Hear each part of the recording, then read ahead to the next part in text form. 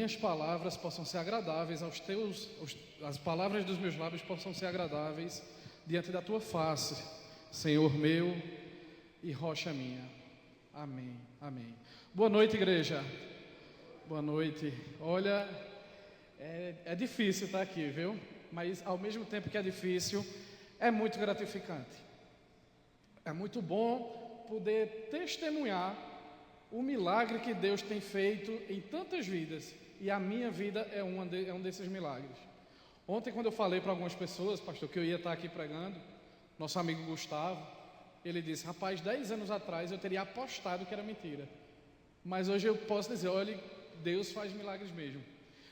E olha, eu não quero estar falando de mim, mas só para aqueles que não me conhecem e quem me conhece também. Eu sou Wagner Rafael, sou seminarista, né, aqui da nossa instituição, Igreja Episcopal. Venho lá de Belo Jardim, onde eu sou professor no Instituto Federal, e tenho congregado por aqui nessa paróquia que tanto tem abençoado a minha vida, e mais vidas serão abençoadas através desse ministério aqui, dessa paróquia da Reconciliação. E se você tem dúvida disso, veja domingo o que Deus é capaz de fazer, utilizando-se de um ministério sério, de pessoas empenhadas e comprometidas com o Evangelho. Essa paróquia aqui no domingo vai mostrar para vocês como é poderoso o Evangelho de nosso Senhor Jesus Cristo. E hoje, preparando uma mensagem que pudesse dizer, meu Deus, o que é que eu quero falar para essas pessoas que possa de alguma forma impactá-la. É óbvio que a minha vivência, ela fica latejando e dizendo, cara, você tem que falar de coisas que você vivenciou, de coisas que impactaram a sua vida. E eu quero falar da importância de sermos comunidade, de vivermos uma comunidade de fé. Nosso ministro comissionado Bruno leu com vocês aí o versículo 7 do único capítulo lá da carta de Paulo aos Filemons. E só para fazer uma pequena contextualização, não é? Esse é um dos menores livros da Bíblia. Das cartas que Paulo escreveu, essa é a menor de todas. Ela nem tem capítulos, né? É só um capítulo em 25 versículos. No primeiro versículo a gente já fica sabendo que foi escrita por Paulo. E só para contextualizar, só para lembrar para a gente, quem que era Paulo? Olha, era aproximadamente lá o ano de 35 depois de Cristo, no máximo 37, pouco tempo depois da morte de Jesus. E Paulo se empenhava, ainda chamado Saulo, em matar cristãos. Esse era o ofício dele, era isso que ele se dedicava, era daí que ele tirava seu sustento. Ele era um dos grandes assassinos de cristãos. E ocorre que certa vez, caminhando, indo realizar o seu ofício, atrás de matar cristãos, na estrada de Damasco, ele foi verdadeiramente impactado e teve o seu encontro verdadeiro com o Cristo ressuscitado. E a partir daí, Paulo passou de ser um dos grandes assassinos de cristãos a, sem dúvida, um dos maiores evangelistas que nós já tivemos na humanidade. Paulo abriu igrejas em países diferentes, em continentes diferentes. Paulo foi preso por amor ao Evangelho.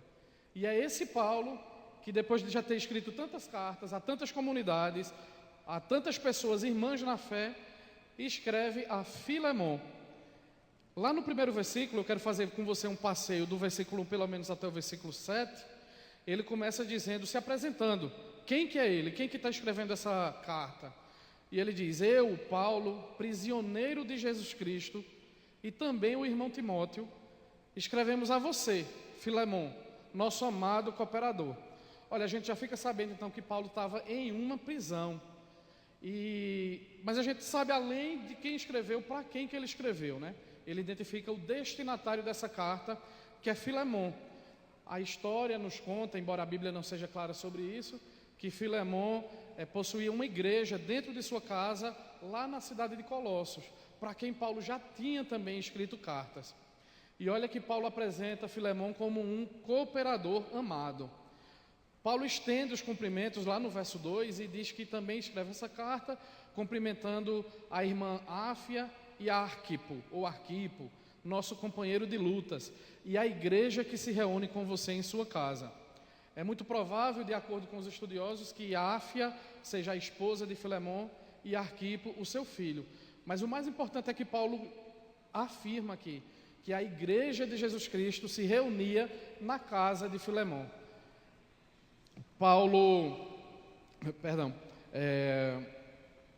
Como todos vocês devem saber, essa ideia de templo, de pessoas se reunirem fora de suas casas, é algo mais moderno na história. Os primeiros encontros, as primeiras igrejas cristãs eram dentro da casa de pessoas. No versículo 3, olha o que é que Paulo diz para o Filemon: a vocês, graças e paz da parte de Deus, nosso Pai, e do Senhor Jesus Cristo. E emenda no verso 4: sempre dou graças a meu Deus, lembrando-me de você nas minhas orações.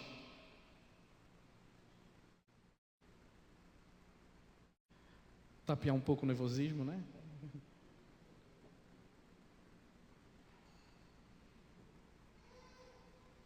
Gente, olha que coisa fantástica.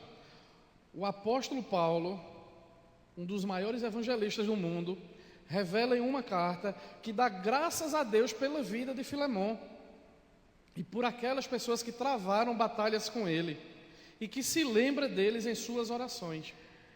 Olha, como é bom poder ter alguém que ora por nossa vida, hein? E eu quero falar mais disso adiante.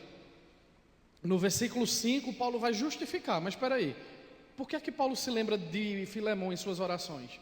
Não é à toa, não é sem motivo. Está explicado lá no verso 5: porque eu ouço falar da sua fé no Senhor Jesus e do seu amor por todos os santos. Olha o motivo pelo qual Paulo ora pela vida de Filemon e se lembra dele em suas orações. Filemon é um homem de fé e que ama os justos, os santos da igreja. Os santos, nesse contexto do Novo Testamento, são todas aquelas pessoas separadas que fazem parte da igreja verdadeira de nosso Senhor, santificados pela fé em Jesus Cristo.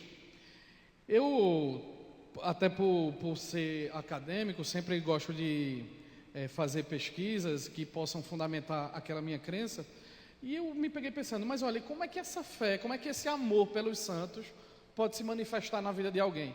Como é que eu poderia saber que Filemon realmente amava os santos? Será que isso é apenas uma declaração? Eu chego aqui e digo que amo os santos, amo meus irmãos da igreja?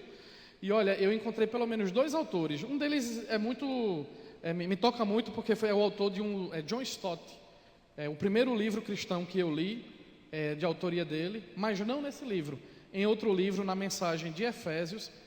E também um outro autor que os professores de seminário gostam muito, o Wayne Grudem, na Teologia Sistemática. Os dois concordam em dizer o seguinte: se comprova o amor aos santos a partir de ações práticas, generosidade, hospitalidade, preocupação genuína com o bem-estar da comunidade cristã.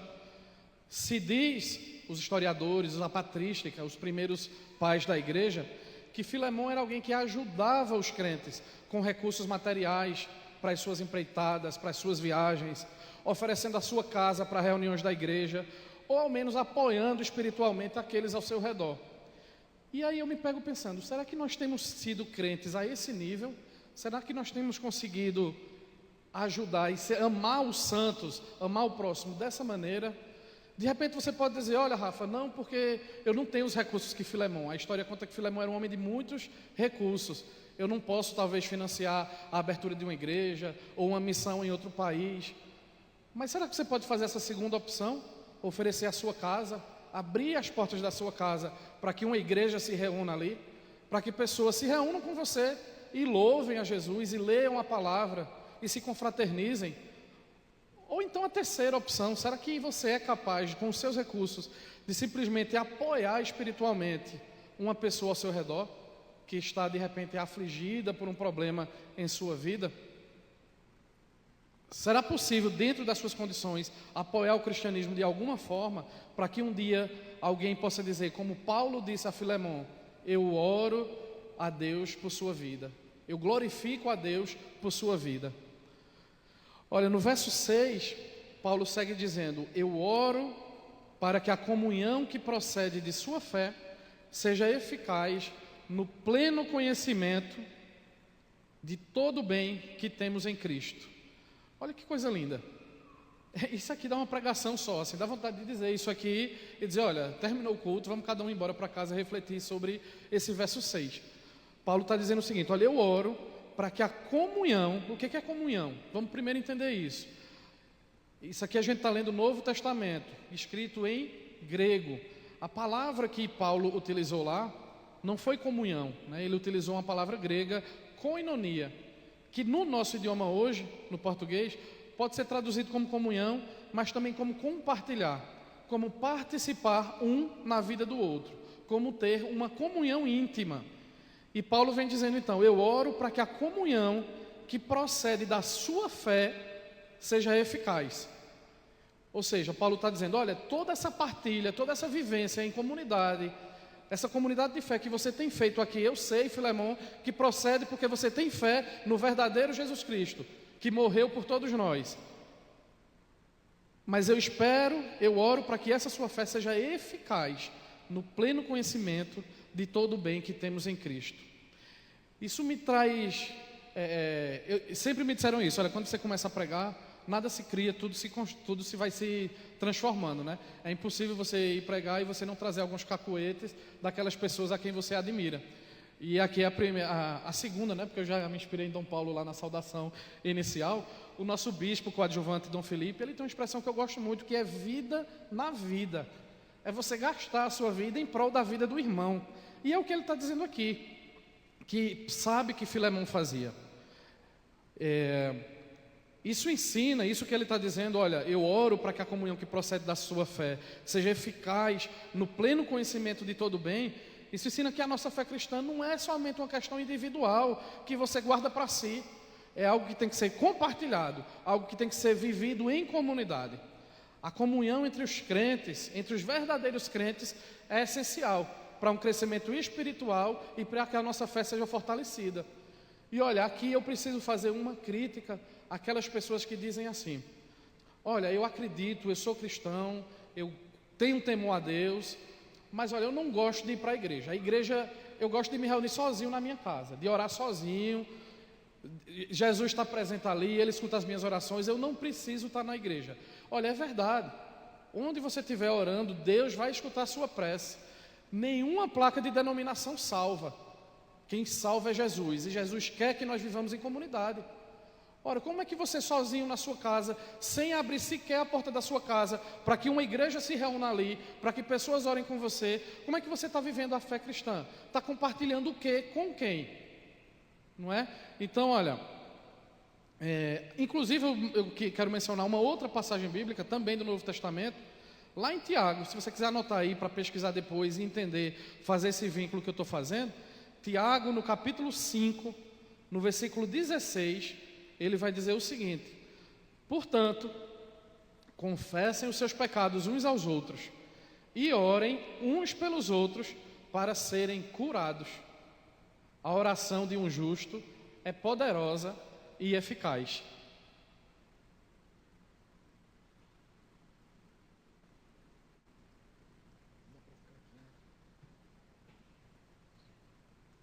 Olha só. Então,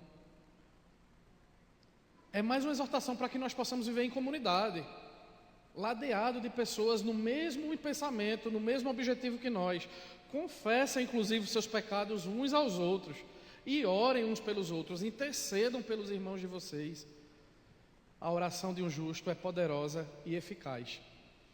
E muitas dessas pessoas que dizem, não, eu não quero ir na igreja porque eu já me decepcionei muito, porque eu fui magoado, porque eu sofri, não quero conversa. Eu quero estar sozinho na minha casa, faço o meu devocional e assim eu sou crente e está bom demais. E aí eu venho uma outra pessoa muito querida na nossa comunidade, o bispo Dom Ximenes, lá da Zona Sul de Boa Viagem, em Recife, que ele diz o seguinte, olha, igreja, não vá pensando que igreja é um lugar daquelas pessoas que não conseguem magoar ninguém. Não vá achando que porque você está na igreja, as pessoas aqui são todas santas, você não vai ser magoado, sabe? A igreja não é esse lugar, mas é um lugar onde as pessoas são capazes de se perdoar sempre. Olha que bacana. Não há garantia de que porque você está em uma igreja, em uma comunidade de fé, você não seja capaz de magoar alguém.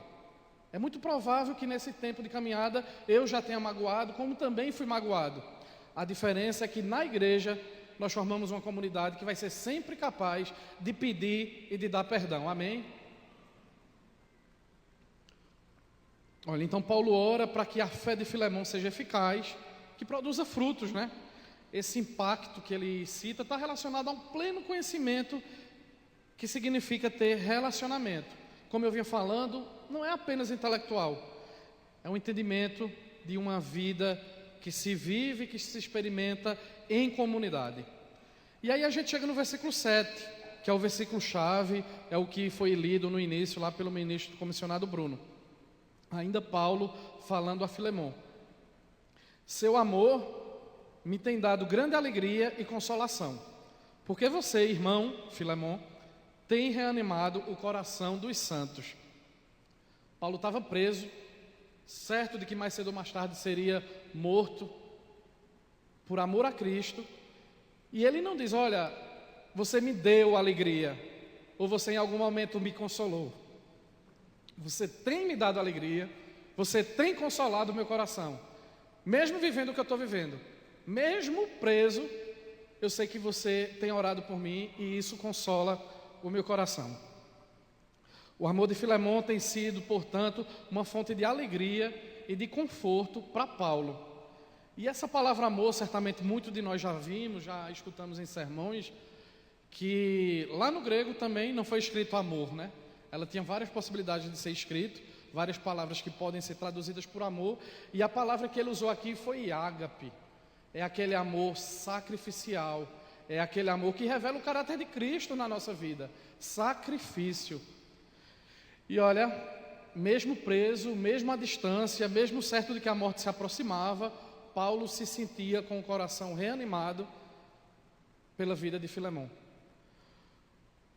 A expressão reanimar do coração, dita aqui por Paulo, significa dar um descanso, reanimar, revigorar. Paulo reconhece que Filemão, através de suas orações e de suas ações também, não é? Porque, como nós falamos, não é uma coisa só intelectual, é prática também, tem sido fonte de renovação, tem sido fonte de encorajamento para outros crentes, fortalecendo e revigorando a alma de todos os santos. O amor que Filemão demonstra a Paulo não é só um sentimento. Vejam, não é só um sentimento. Uma mãe que diz que ama o filho, mas não alimenta esse filho, não vai buscar esse filho na escola. Um pai que diz que ama o filho, mas que não traz o sustento para casa. Não, esse amor tem que ser demonstrado como uma força ativa, que produz alegria, que traz consolo para os outros. E isso me remete mais uma vez à comunidade de fé, que é a chave de toda a mensagem que eu quero trazer. Paulo se alegra e se consola ao ver que Filemão, a ver o amor de Filemão agindo em sua vida. Isso nos lembra que a verdadeira alegria e o consolo na vida cristã muitas vezes vem de ver e de experimentar o amor em ação dentro de uma comunidade de fé. É o seguinte, é o bem que nós fazemos reverberando, porque nós vamos multiplicar esse bem atingindo a vida de outras pessoas.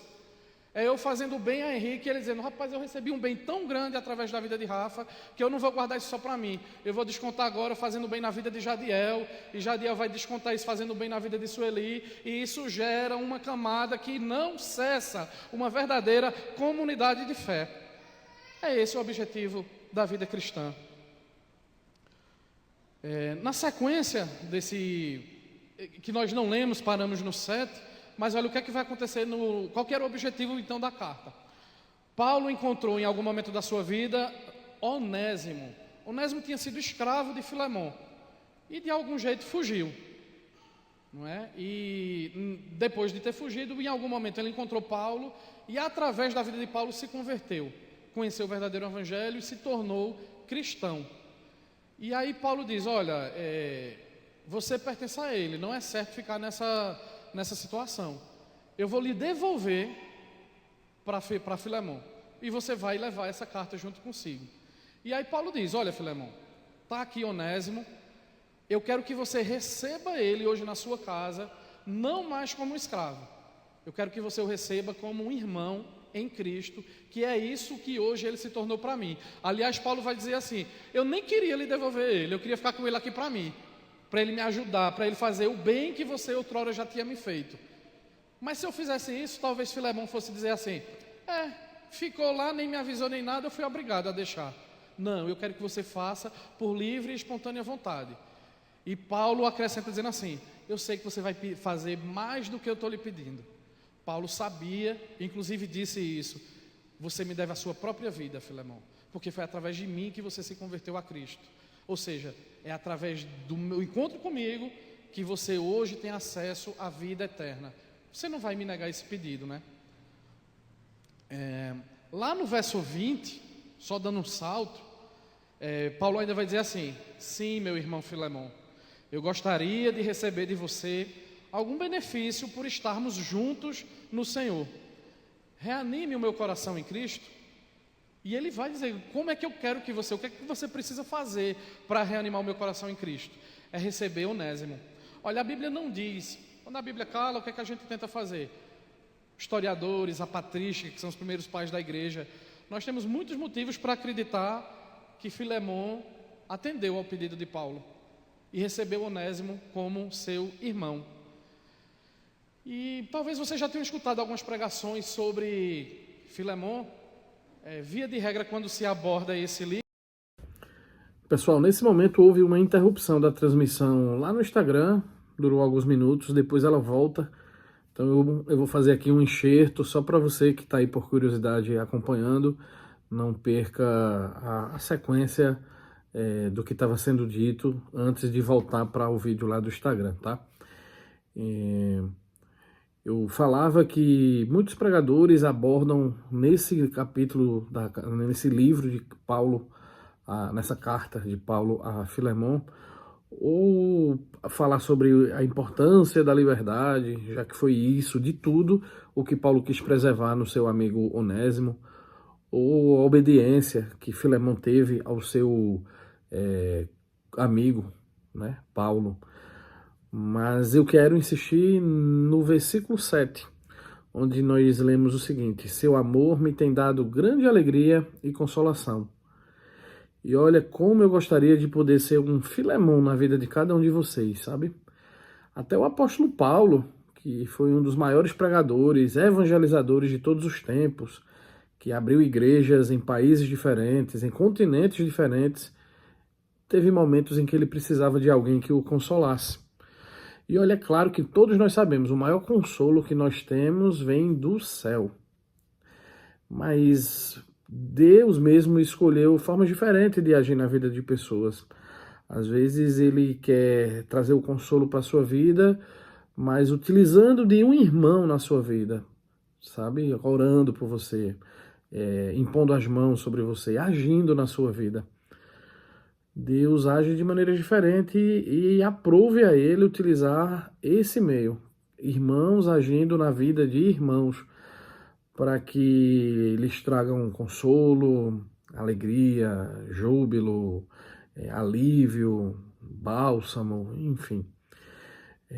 Lá no capítulo 10 do livro de Marcos, no versículo 9, está escrito o seguinte: Jesus disse: em verdade vos digo que não há ninguém que tenha deixado a casa, os irmãos, as irmãs, o pai, a mãe, a mulher, os filhos, por amor de mim e do evangelho, que não receba 100 vezes mais, já neste tempo, em casas, irmãos, irmãs, mãe, pai, filhos, filhas, com perseguições, e no século futuro, a vida eterna. Olha o que Jesus está dizendo aqui. É que se você, por amor ao evangelho, teve que se indispor ao ponto de perder os seus relacionamentos com as pessoas que você era mais próximo, que você mais amava, não se preocupe, não se aflija, que já nessa vida, não é na próxima, tá? Na próxima ele diz que o que nós vamos ter é vida eterna. Já nessa vida, nós vamos ter 100 vezes mais. Se você tinha 2 irmãos que te abandonaram, se você tinha um pai que te abandonou, se você tinha uma mãe, 3 filhos, você vai ter 100 vezes mais o número de mãe, de pai, de irmãos, de filhos. Mas como é que você vai ter essa quantidade de pai, de mãe, de filhos, de irmãos? É na igreja, é na sua comunidade de fé. É lá naquele lugar onde você se identifica e onde você está reunido com pessoas, sabe, gastando a sua vida, incentivando pessoas, orando pela vida das pessoas, sabe? É,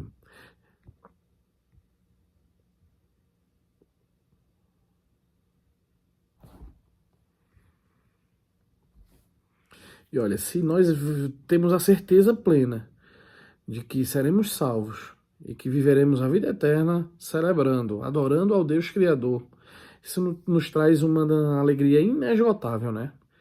Eu cito aqui uma pessoa muito querida da nossa comunidade, que é o ministro Carlinhos, um cara super jovem e que mais jovem ainda foi acometido de um câncer. Um câncer teimoso, sabe, que insistia em ir e voltar. E Carlinhos, mais de uma vez, ele já disse o seguinte: olha, eu fiquei muito feliz, muito, no dia que o médico olhou para mim e disse: seu câncer está curado. Mas eu fiquei mais feliz ainda, incomparavelmente, no dia que Jesus olhou para mim e disse: seu nome está escrito no livro da vida. Olha, é incomparável a alegria que nós temos ao saber que seremos salvos eternamente. Mas essa certeza por si só, ela não faz com que nós não tenhamos dias de abatimento, de tristeza, de dúvida, não é? A tristeza bate, insiste em nos rodear. E às vezes nós não conseguimos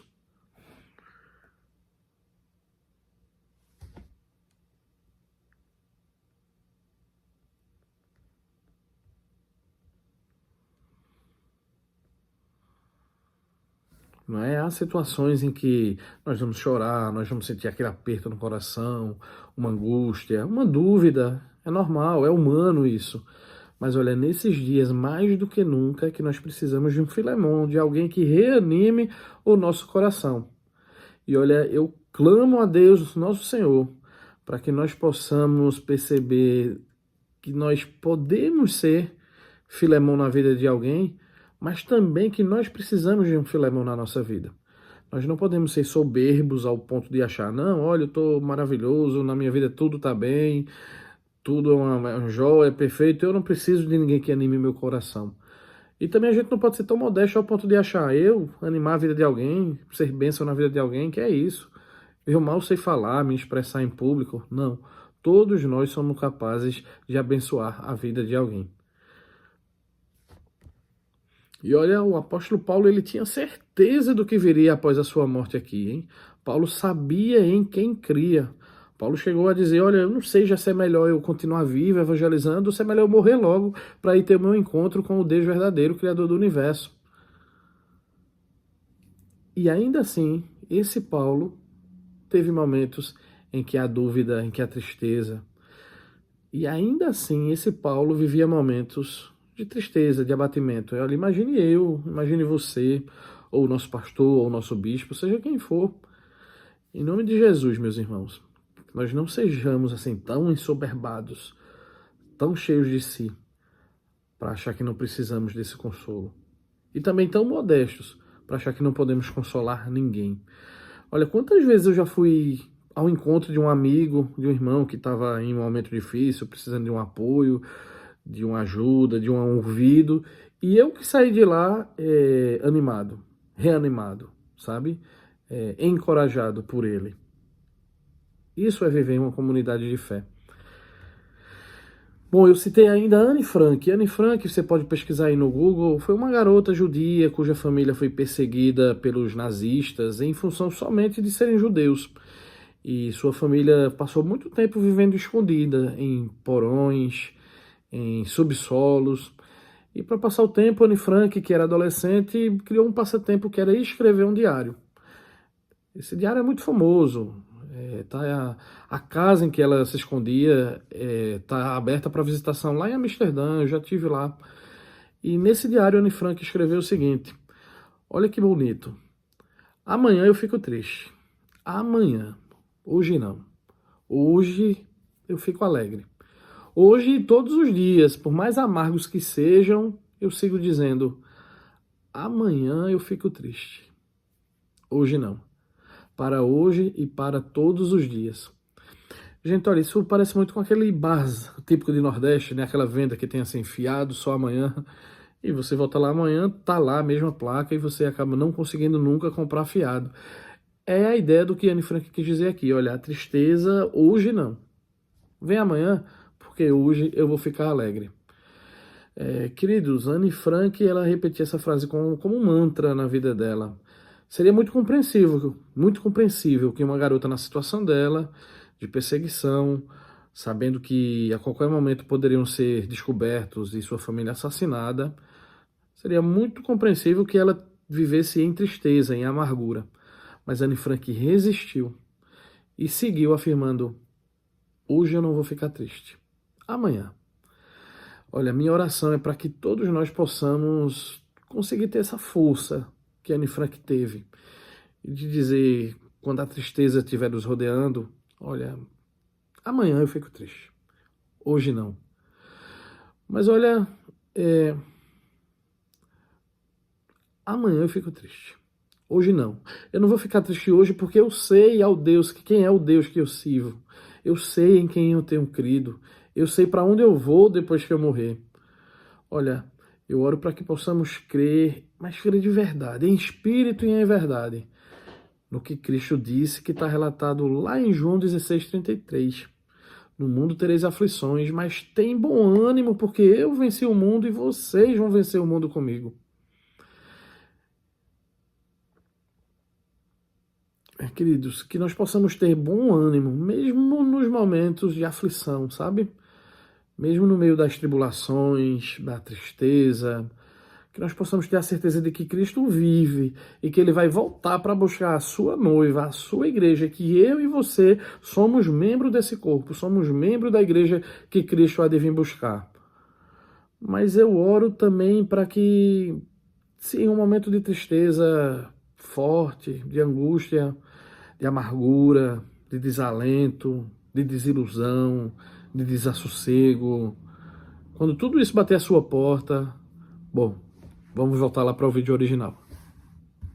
A sua porta, rondando o seu caminho, e você não conseguir dizer: hoje eu não vou ficar triste, só amanhã, que você possa ter um Filemão perto de você, que você possa ter um membro dessa comunidade de fé, alguém que não vai conseguir resolver seus problemas, não vai curar a sua doença, não vai pagar a sua dívida, não vai restabelecer seu casamento, mas vai impor as mãos sobre você, vai orar por sua vida, vai dizer: eu estou aqui com você, pode chorar, está aqui meu ombro, para que você encoste sua cabeça e chore aqui. Eu quero terminar fazendo uma oração com todos vocês. Vocês podem ficar em pé e dizer essa oração, mas olha, não como um mantra, não só repetindo, sabe? Puxando isso de todo o seu íntimo, de todo o seu interior. Você pode dizer com suas palavras, pode repetir as minhas, pode refletir nas minhas palavras. Senhor meu Deus, levanta, Pai, faz com que surjam filemões entre o teu povo, Senhor. Faz com que surjam pessoas capazes de impor as mãos sobre os seus irmãos e orar uns pela vida dos outros, Senhor. Pessoas que tragam consolo e alento ao coração de quem está aflito. Faz, Senhor, desses teus filhos amados verdadeiros adoradores parecidos com Filemão, Senhor. Oh, Pai, capacita esses teus filhos para que eles sejam capazes de reanimar o coração dos justos, Senhor, para que eles sejam capazes de amar todos os santos da tua igreja, todo o povo de Deus aqui e em qualquer lugar que eles estejam, Senhor. Ó Deus, dá-nos a graça, Pai, de naqueles dias em que a tristeza estiver nos abatendo, nos deixando tristes, Senhor, e que se a gente não conseguir repetir o que aquela menina repetiu lá na Europa, amanhã eu fico triste, que a gente possa contar, meu Deus, com filemões que tu levantaste dentro do teu povo, dentro dessa comunidade de fé, Senhor. Pessoas que nos apoiem, que intercedam por nossa vida, que orem conosco, a fim de restabelecer a nossa fé, a nossa certeza na promessa de que está próximo o dia em que Jesus vai vir vai resgatar a sua noiva, e nenhuma tristeza mais haverá, porque nós estaremos felizes, alegres, jubilosos, glorificando o nome dele 24 horas por dia. É isso que eu te peço e eu te louvo em nome do teu Filho Jesus. Amém, amém, amém. Você pode sentar e vamos continuar louvando.